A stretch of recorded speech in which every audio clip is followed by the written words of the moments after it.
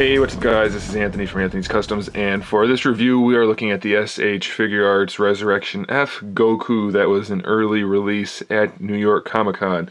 And this figure, as you might have guessed, is basically the same as the other Gokus that we've gotten. It's mostly all the same parts. Of course there are some new ones, so there is something to talk about. Let's quickly take a look at the packaging. We have an orange and blue color combination which suits Goku nicely. Standard dot matrix type art on the side, and then some posing options on the back.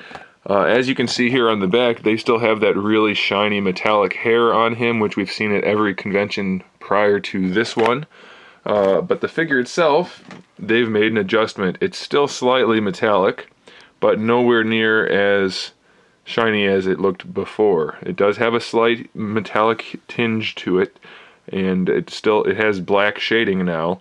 But it's still kind of, I remember from watching the movie, and on camera this looks accurate, so it's probably my lighting, but in person, in hand, the hair seems to have a bit too much green in it based on what it's supposed to look like.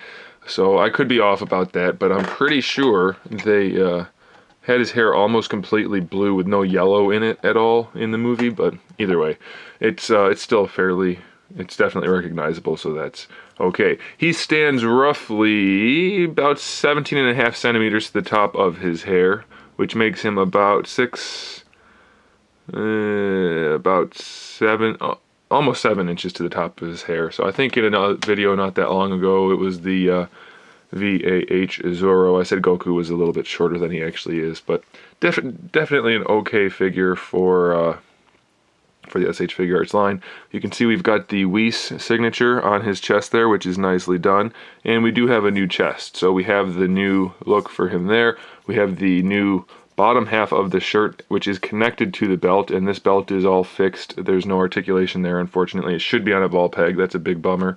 We have shoulder pads, and then we have new boots. The legs are the same as before. The boots are pretty nicely done, though. Okay, as far as accessories go, we have some alternate faces. So we have this standard face. I feel like his eyes might be a little bit narrow, like from top to bottom, and a little bit far apart. They look a little strange to me.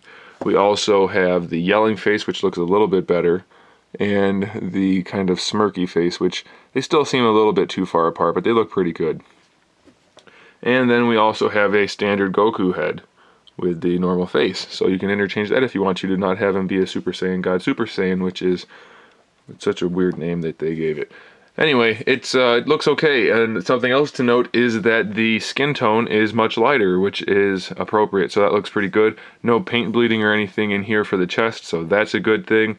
Paint bleeding on the armband, a little bit though.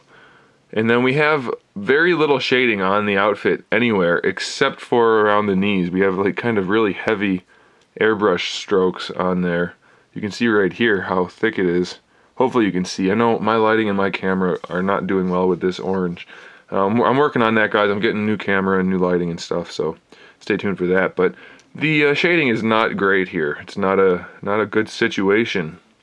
Before we get into the articulation, let me show you what hands he comes with. You have the two fist hands, which you would expect to have with any Dragon Ball Z figure. Then you get the two open blast hands, or whatever you want to do with those. You get instant transmission. You get Kamehameha, charging hands, and you get the style pose hands. There they are. And then real briefly, just so you guys have an idea, because I'm sure you're curious, there's Goku and Frieza. So Frieza is definitely smaller, which is what you would expect. So we'll look at Frieza later. As far as articulation goes, the head is on the ball hinge that we know to expect from the Dragon Ball Z line. So it'll swivel in the neck and in the head and has the hinge. Neck is on a single ball peg. Doesn't move that well, but it does move a little bit. So it should help you get him in the poses you want. The shoulder is on a ball peg that goes really deep into the body. Moves around like that. The cap that hides that gap normally is not nearly as good at hiding it anymore. You see that giant peg in there. Luckily, the shoulder part of the shirt is on a ball peg in it, and that can hide the joint really nicely. We do also have that shoulder hinge, so that's pretty good, and we get our bicep swivel as well. So you can pretty much move the arm however you need to, and you should be able to make it look at least decent. So that's a nice touch. I mean, it's nothing new, but it does work out. Unfortunately, we still have that silly shoulder. They need to get rid of that in such a bad way. Alright, we have our double jointed elbow, which gives him way better than 90 degrees, so that's pretty good. And then for the wrist, we have the same type of joint as we have for the neck, so you can move the hand around however you need to. For the torso, we have that same joint as before, so it's like a ball peg on an extending piece, so you can move that around just fine.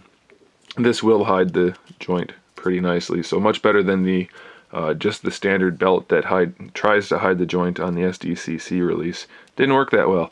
This is softer plastic, but it's not super soft, so it still might get in the way a little bit. But for the hips, we have those hinged ball pegs, so we can move those hips down if we want to move them around.